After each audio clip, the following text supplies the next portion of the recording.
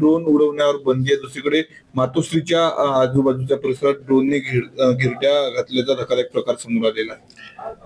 आता मातोश्रीच्या बाबतीत सातत्याने धसका घेतलेली लोक असल्यामुळे ते सतत असा ड्रोन घेऊन बसा. आता त्यांना कळतं कोणी येऊन भेटून गेलं तर कळणार नाही, मग ड्रोन ठेवला पाहिजे ना. किती म्हणजे खालच्या पातळीवर हे लोक जात आहेत आणि किती अविश्वसनीय कारभार यांचा चालू आहे त्याचं ते द्योतक आहे. गृह मंत्रालय आहे की नाही असं शंका वाटावी असं महाराष्ट्राचा कारभार सुरू आहे. मिलिंद नार्वेकर यांच्या पण काल परवा तुम्ही पुण्यातलं पाहिलंच असेल ना, जमिनीचा घोटाळा असू द्या आणखीन काही असू द्या, ते गृह मंत्रालयाचं क्लीन चिट देण्याचं एक नवीन डिपार्टमेंट आहे. गृह मंत्रालय आरोप आणि गृह मंत्रालय क्लीन चिट असे दोन खाते काढलेली आहेत.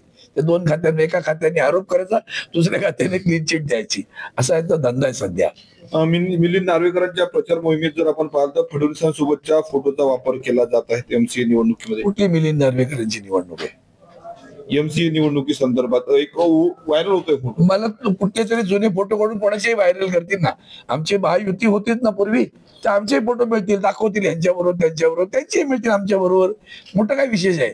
आता लोकांना हे कळतं बरं, लोक स्वतः आता AI झालेत, तेव्हा त्यांना कळतं आर्टिफिशियल कोणतं आणि ओरिजिनल कोणतं तेही लोकांना कळायला लागलेलं आहे. आणखी बाळासाहेबांनंतर शिवसेना संपवण्याचा कट जो आहे तो असल्याचा घोषळकर यांनी घोषणा केला. दुसरीकडे अमित शहा आणि फडणवीसांमुळेच एकनाथ शिंदेना बळ मिळालं. वंदनीय शिवसेना प्रमुखांच्या पश्चात शिवसेना संपवायचा कट हा फार पूर्वीपासून डोक्यात किडा होता. गैरसमज नसावा, साहेब असल्यापासून डोक्यात होतं की आज ना उद्या साहेब जेव्हा नसतील तेव्हा काय करायचं हे पहिल्यापासून ठरलेलं होतं. म्हणून तर 2014ची युती तुटली, ती आम्ही तोडली नाही हे पुन्हा आठवण करून देतो.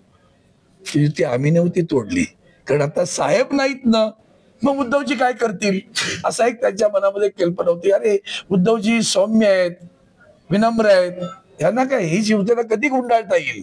आणि दळभद्री असतातच ना, तो आपल्याला शाप आहे महाराष्ट्राला. गद्दारांची अवलाद तेव्हाही होती, आताही आहे.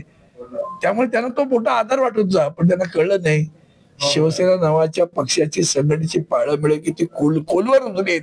आणि वंदनीय शिवसेना प्रमुखांची शिवसेना सर्वसामान्य मराठी माणसाच्या हृदय सिंहासनावर कशी आरूढ झालेली आहे ती काढता येणार नाही हे त्यांना आजही कळलं नाही. हे त्याचं सर एकनाथ खडसे संदर्भात काय झालंय सर्वांना माहिती आहे. दुसरीकडे गिरीश महाजन यांनी वक्तव्य केलं की मी करणाऱ्याला एकनाथ खडसेंची पक्षाने काय हालत करून ठेवली आहे सर्वांना माहित आहे. हा, घरी चोरी बिरी त्यांनीच केली वाटतं.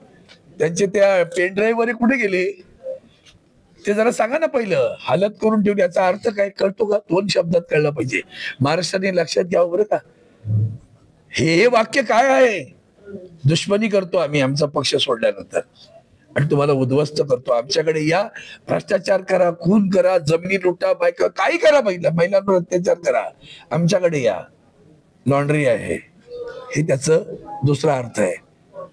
खडसेंचे पेनड्राईव्ह कुठे तेवढे एकदा सांगून टाका आणि गृह मंत्रालय कळेल त्या पेनड्राईव्ह मध्ये काय होतं. एक शेवटला प्रश्न, महेश गायकवाड यांची भाजपमध्ये जाण्यापूर्वी पुन्हा शिंदे गटात जी ती एंट्री झालेली आहे.